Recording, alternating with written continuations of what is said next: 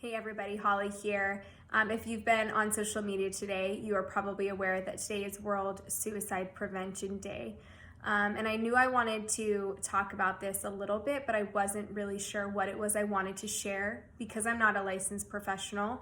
I wanted to just be careful in what I shared because I'm not trained in this area, but I know that suicide prevention is absolutely so important.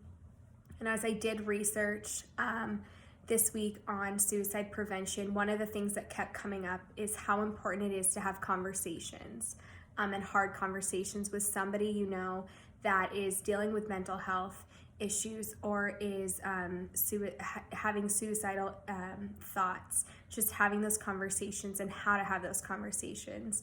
And as I was reading through that, I thought about a conversation that I had with my mom when I was in college.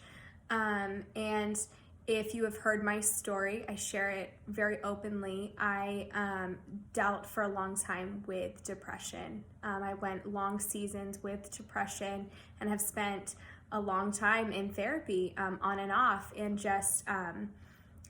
so I think about this time that I came home from college and my mom asked me to sit down at their kitchen table or at the kitchen table and have a conversation with her. We'd kind of had small conversations in the past about how I was feeling, but it wasn't really like an in-depth conversation, and I honestly had never really told her how I was really feeling. But that particular day, I was coming home from failing a test in college, so I was already kind of vulnerable and pretty emotional because I was upset with myself, and my mom was asking me questions. And for whatever reason, I decided to be honest. I don't remember what questions she asked me, but I remember one of my responses was that I hated my life. And my mom, had she not started asking me those hard questions, I would not have opened up like that, because that was the first time in a year of dealing with depression that I had vocalized how I was feeling.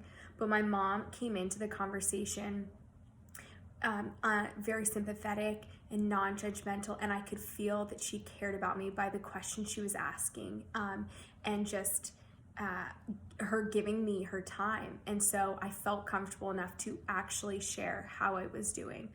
And that was, like I said, first time I had been truthful in a year, because up to that point, I don't think anybody around me really knew how much I was, how upset I was, how depressed I was, because I was doing a pretty good job of acting normal. I was still silly. I was working full time. I was going to school full time. I was hanging out with friends, but it was at night when I was alone that I was crying myself to sleep, that I was feeling worthless, that I was having thoughts of, if I disappeared from the face of the earth, my family and friends wouldn't even notice. And I have never attempted suicide, but I have had, like I said, I've had those thoughts of, if I wasn't around, nobody would care.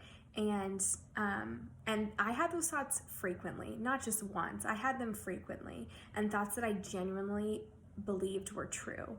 And had my mom not had that conversation with me, I'm sure she was like probably having to psych herself up to even have that conversation with me.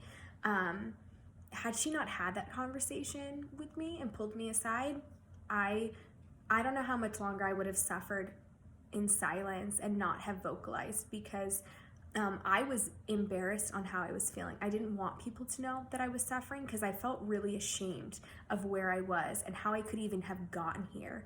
And so I want to encourage you, if there was someone that came to your head, into your mind as I was talking, that you've just been a little concerned with how they're doing, or you've noticed that they're not acting like themselves, I would encourage you to reach out to them, to send them a text, call them, send them a message on Instagram that you're thinking of them, that you care about them, you want to know how they're doing. You have no idea how far a text, phone call, email, coffee date can go. It might seem really small to you, but it can make the biggest impact. Like I said, that conversation with my mom, she may have thought she was not going to get anywhere because we'd had some of those conversations before, but that was a huge, huge step in the right direction for me.